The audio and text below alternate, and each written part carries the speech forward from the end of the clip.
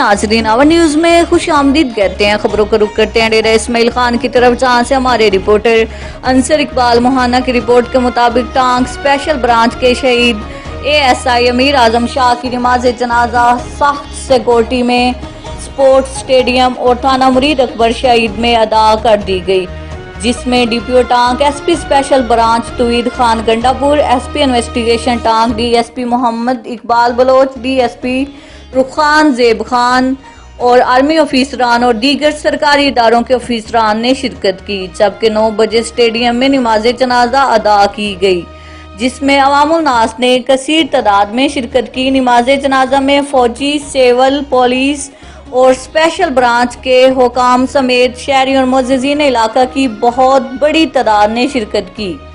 शहीद की तदफीन पूरे सरकारी इजाज़ के साथ कर दी गई। मजीद खबरों और अपडेट्स के लिए देखते रहिए आवर न्यूज।